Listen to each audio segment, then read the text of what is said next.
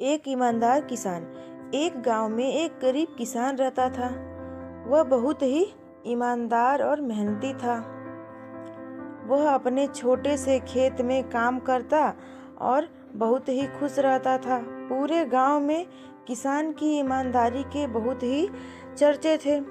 उसका एक दोस्त था जो उस गांव के राजा के यहाँ सिपाही का काम करता था।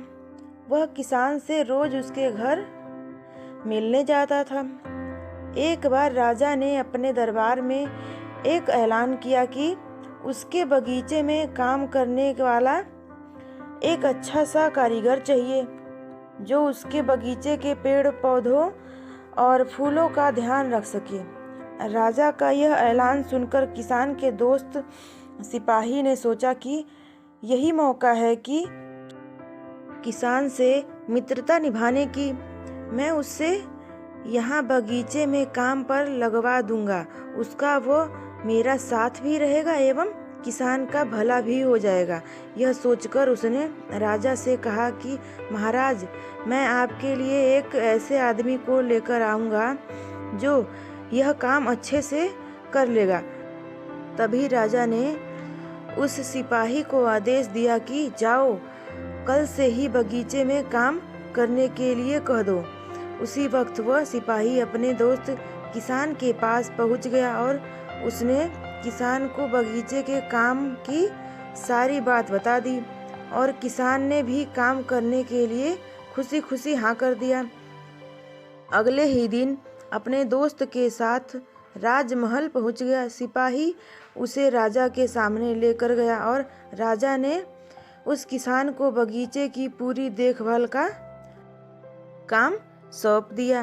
राजा ने कहा, तुम अगर पूरी ईमानदारी के साथ काम करोगे तो तुम्हें 50 सोने की मुद्राएं हर महीने दूंगा। किसान खुशी खुशी बगीचे में काम करने के लिए हाँ कर देता है और वह उसी वक्त बगीचे में काम करने लगा। किसान बगीचे में बहुत दिल लगाकर काम करता था।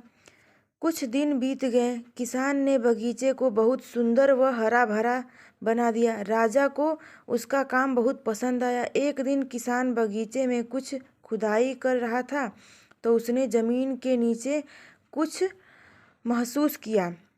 तो उसने खुदाई की तो देखा वहाँ नीचे एक बड़ी सी संदूक थी। किसान ने वह संदूक बाहर निकाला और खोला तो क्या देखा, वह सोने चांदी से भरी हुई थी। यह देखकर किसान बहुत खुश हुआ और अपनी ईमानदारी दिखाते हुए राजा के पास पहुंचा। राजा किसान की ईमानदारी देखकर बहुत खुश हुआ और उसके साथ वहां गया जहां किसान ने खजाना निकाला था। राजा ने देखा तो कहा, यह खजाना तो हमारे पुरखों का है। हम कई वर्षों से इसे खोज रहे थे। खजाना देख राजा बहुत ही खुश हो जाता है। राजा अगले ही दिन किसान को पूछता है, तुम्हें क्या इनाम चाहिए? किसान बोला, मालिक, मुझे कुछ नहीं चाहिए।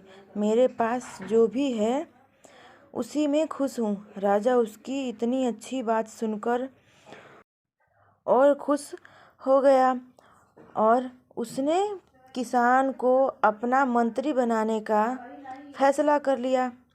किसान ने राजा की बात मान ली और मंत्री बन गया। दोस्तों, यह कहानी आपको कैसी लगी हमें कमेंट करके ज़रूर बताएं। धन्यवाद।